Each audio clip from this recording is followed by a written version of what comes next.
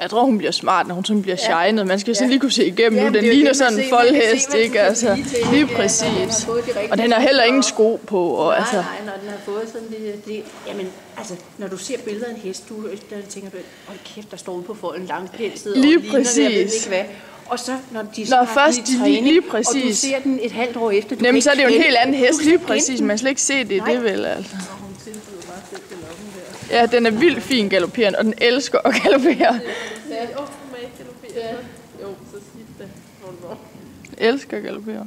Hoppen der, den fik 10 galop til kåring. Hende der har ikke været stillet til kåring, fordi hun var så lille, så ville jeg vente. De ikke rigtigt. Så de får ikke noget, det er jo det, der var åndssvagt. Også når de 2 andre er kåret med så flotte karakterer, så var vi lidt træt af, at den er lavet ja, fordi den er så lille, så kan de ikke optage den i hovedstambogen, og det så gider ikke at stille den. Hvad skal de være minimum? De skal være 1,62. Ja. Og jeg tror, hun er nu 1,60. Så det kan også være, at hun når at blive det, så er det jo bare for hende smidt afsted. 5 år, så bliver men det er jo... Ja. Jamen, hun er vildt dejlig. Jeg er så træt af, at den ikke er større. Ja, men hvis man vil sådan noget mere, hvis man vil noget mere med sin ridning, og ikke det duer jo ikke. Der er bare ikke noget at gøre. Nej, altså også. Det gør man. Og du er jeg er alt for lang til den. Altså, det går jo bare ikke. Sådan der er hun rigtig fint spacerende. Ja, hun er rigtig fint gående. Hvad siger hun til at være alene? Altså nu hun, da jeg kom nu her, der var hun helt alene inde i stallen, og alle de andre gik ud, da jeg kom og skulle hente hende nu her. Så der stod hun helt alene inde i stallen. Så det er fordi, de går ude hele dagen.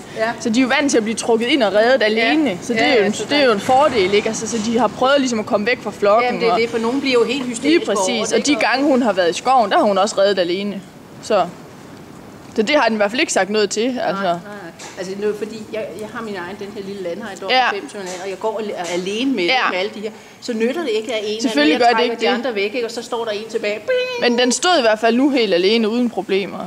Og jeg har set de der er nærmest på vej ud af det hele. Ja, og det er altså ikke sjovt, og slet ikke, hvis man står alene, vel. Det er altså ikke...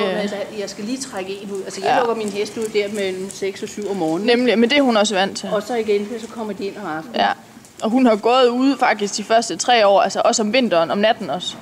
Ja. De har haft sådan et stort skur, de kan gå ind i, men jeg synes, det er fedt, at de kan være ude, når de ikke skal bruges alligevel. Så hun har aldrig nogensinde haft hævet ben eller noget som helst. De er der også med, altså jeg har store læskuer til mine. Nemlig, det er super dejligt. Og de får, hvor der er masser af halm til, og de får masser af vrap så de har noget at æde. Og de har stadig de store folde her, så de må sgu bare ødelægge dem, ikke? Så er det og det må man så. Til kræ.